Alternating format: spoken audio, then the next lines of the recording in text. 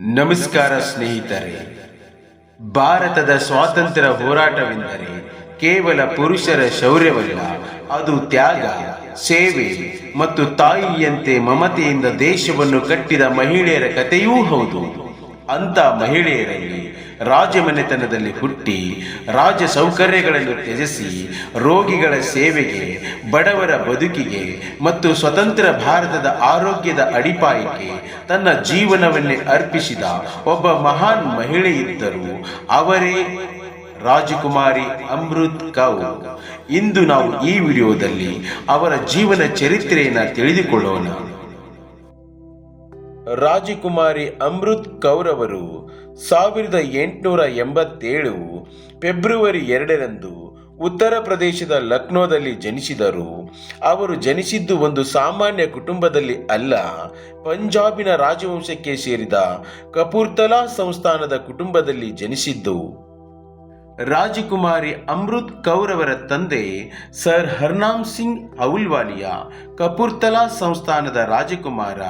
ಅವರ ತಾಯಿ ರಾಣಿ ಪ್ರಿಸಿಲ್ಲಾ ಕೌರ್ ಸಂಸ್ಕಾರ, ಶಿಸ್ತು ಮತ್ತು ಸೇವಾ ಭಾವವನ್ನು ಮಕ್ಕಳಲ್ಲಿ ಬೆಳೆಸಿದ ಮಹಾತಾಯಿ.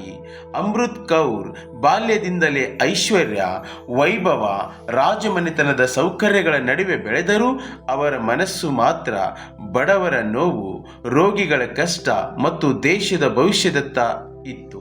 ರಾಜಕುಮಾರಿ ಅಮೃತ್ ಕೌರ್ ಅವರಿಗೆ ಬಾಲ್ಯದಿಂದಲೇ ಅತ್ಯುತ್ತಮ ಶಿಕ್ಷಣ ದೊರೆಯಿತು. ಭಾರತದಲ್ಲೇ ಪ್ರಾರಂಭಿಕ ಶಿಕ್ಷಣವನ್ನು ಮುಗಿಸ್ತಾರೆ. ಉನ್ನತ ಶಿಕ್ಷಣಕ್ಕಾಗಿ ಇಂಗ್ಲೆಂಡಿನ ಪ್ರತಿಷ್ಠಿತ ಶಿಕ್ಷಣ ಸಂಸ್ಥೆಗಳಲ್ಲಿ ಇತಿಹಾಸ, ಸಾಹಿತ್ಯ ಮತ್ತು ಸಮಾಜಶಾಸ್ತ್ರದಲ್ಲಿ ವಿದ್ಯಾಭ್ಯಾಸ ಮಾಡ್ತಾರೆ. ಇಂಗ್ಲೆಂಡಿನಲ್ಲಿ ಓದುವಾಗಲೇ ಅವರು ಪಾಶ್ಚಾತ್ಯ ಜೀವನ ಶೈಲಿಯನ್ನು ನೋಡಿದರು, ಆದರೆ ಅದರಲ್ಲಿ ಕರಗಿ ಹೋಗಲಿಲ್ಲ. ಅವರ ಹೃದಯದಲ್ಲಿ ಒಂದೇ ಪ್ರಶ್ನೆ ಕೇಳುತ್ತಿತ್ತು: ನನ್ನ ದೇಶಕ್ಕೆ ನಾನು ಏನು ಮಾಡಬಲ್ಲೆ? ರಾಜಕುಮಾರಿ ಅಮೃತ್ ಕೌರ್ ಅವರ ಜೀವನದ ಒಂದು ವಿಶೇಷ ಅಂಶವೆಂದರೆ ಅವರು ಮದುವೆಯಾಗಲಿಲ್ಲ. ಅವರು ತಮ್ಮ ಸಂಪೂರ್ಣ ಜೀವನವನ್ನು ದೇಶವನ್ನೇ ಕುಟುಂಬವನ್ನಾಗಿ, ಜನರನ್ನೇ ಮಕ್ಕಳನ್ನಾಗಿ ಮಾಡಿಕೊಂಡರು. ಅವರ ದೃಷ್ಟಿಯಲ್ಲಿ ದೇಶ ಸೇವೆಯೇ ಧರ್ಮ, ಜನಸೇವೆಯೇ ಜೀವನ ಎಂದು ತಿಳಿದುಕೊಂಡವರು. ರಾಜಕುಮಾರಿ ಅಮೃತ್ ಕೌರ್ ಅವರ ತಂದೆ ಸರ್ ಹರ್ನಾಮ್ ಸಿಂಗ್ ಅಹುಲುವಾಲಿಯಾ ಅವರು ಗೋಪಾಲ್ ಕೃಷ್ಣ ಗೋಖಲೆ ಸೇರಿದಂತೆ ಅನೇಕ ಭಾರತೀಯ ರಾಷ್ಟ್ರೀಯ ಕಾಂಗ್ರೆಸ್ ನಾಯಕರ ಪರಿಚಯವಿತ್ತು. ಈ ಪರಿಚಯವು ರಾಜಕುಮಾರಿ ಅಮೃತ್ ಕೌರ್ ಅವರ ಮೇಲೆ ಪ್ರಭಾವ ಬೀರಿತು. ಮುಂದೆ ಅವರು 1919ರಲ್ಲಿ ಮುಂಬೈ ನಗರದಲ್ಲಿ ಮಹಾತ್ಮ ಗಾಂಧೀಜಿಯವರನ್ನ ಭೇಟಿಯಾಗ್ತಾರೆ. ಈ ಭೇಟಿಯು ರಾಜಕುಮಾರಿ ಅಮೃತ್ ಕೌರ್ ಅವರ ಜೀವನದಲ್ಲಿ ಅತ್ಯಂತ ಬದಲಾವಣೆಯನ್ನು ತರುತ್ತದೆ. ಗಾಂಧೀಜಿಯವರ ಸರಳತೆ, ಅಹಿಂಸೆ, ಸತ್ಯಾಗ್ರಹ ಇವುಗಳು ಅಮೃತ್ ಕೌರ್ ಅವರ ಜೀವನವನ್ನು ಸಂಪೂರ್ಣವಾಗಿ ಬದಲಾಯಿಸಿದವು. ಮುಂದೆ ಅವರು ಗಾಂಧೀಜಿಯವರ ಕಾರ್ಯದರ್ಶಿಯಾಗಿ 16 ವರ್ಷಗಳ ಕಾಲ ಸೇವೆ ಮಾಡ್ತಾರೆ. ರಾಜಕುಮಾರಿ ಅಮೃತ್ ಕೌರ್ ಅವರು ಗಾಂಧೀಜಿಯ ಅತಿ ಸಮೀಪದ ಶಿಷ್ಯೆಯಾದರು.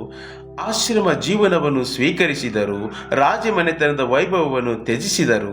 ರಾಜಕುಮಾರಿ ಅಮೃತ್ ಕೌರ್ ಅವರು ಅಸಹಕಾರ ಚಳುವಳಿ, ಉಪ್ಪಿನ ಸತ್ಯಾಗ್ರಹ, ಕ್ವಿಟ್ ಇಂಡಿಯಾ ಚಳುವಳಿ, ಇನ್ನೂ ಅನೇಕ ಚಳುವಳಿಯಲ್ಲಿ ಭಾಗಿಯಾದರು.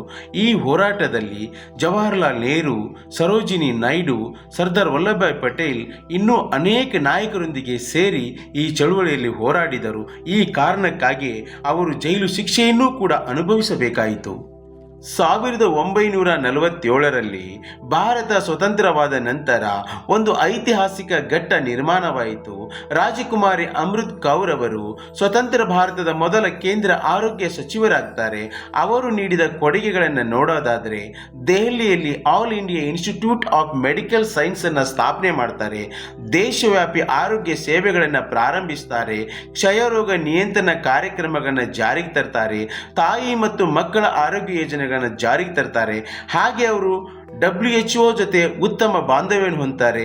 WHO ಅಂದರೆ ವರ್ಲ್ಡ್ ಹೆಲ್ತ್ ಆರ್ಗನೈಜೇಷನ್.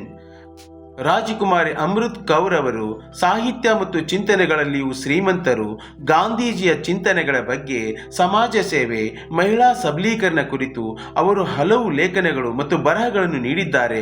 ಅವರ ಬರಹಗಳಲ್ಲಿ ಸತ್ಯ, ಸೇವೆ ಮತ್ತು ಸಂವೇದನೆ ಹರಿದು ಬರುತ್ತದೆ. ರಾಜಕುಮಾರಿ ಅಮೃತ್ ಕೌರ್ ಅವರು 1964 ಫೆಬ್ರವರಿ 6ರಂದು ನಮ್ಮನ್ನೆಲ್ಲ ಬಿಟ್ಟು ಹೋದರು. ಆದರೆ ಅವರ ಆದರ್ಶಗಳು, ಅವರ ಸೇವೆಗಳು, ಅವರ ತ್ಯಾಗ ಇಂದಿಗೂ ಜೀವಂತವಾಗಿವೆ. ರಾಜಕುಮಾರಿ ಅಮೃತ್ ಕೌರ್ ಅವರು ಒಬ್ಬ ರಾಜಕುಮಾರಿ ಆಗಿರಬಹುದಿತ್ತು, ಆದರೆ ಅವರು ಭಾರತದ ಆರೋಗ್ಯದ ಮಾತೃ, ಸ್ವಾತಂತ್ರ್ಯದ ಮೌನ ಶಕ್ತಿ, ತ್ಯಾಗದ ಪ್ರತೀಕ. ಇಂಥ ಮಹಾನ್ ಮಹಿಳೆಯರ ಜೀವನವನ್ನು ನಾವು ನೆನಪಿಸಿಕೊಳ್ಳಬೇಕು, ಮಾತನಾಡಬೇಕು ಮತ್ತು ಮುಂದಿನ ಪೀಳಿಗೆಗೆ ಹೇಳಬೇಕು ಅಂತ ಹೇಳ್ತಾ ಈ ವಿಡಿಯೋನ ಇಲ್ಲಿಗೆ ಮುಗಿಸ್ತಾ ಇದ್ದೇನೆ. ಮತ್ತೊಂದು ವಿಡಿಯೋದೊಂದಿಗೆ ಸಿಗೋಣ. ಅಲ್ಲಿವರೆಗೂ ಎಲ್ಲರಿಗೂ ನಮಸ್ಕಾರ.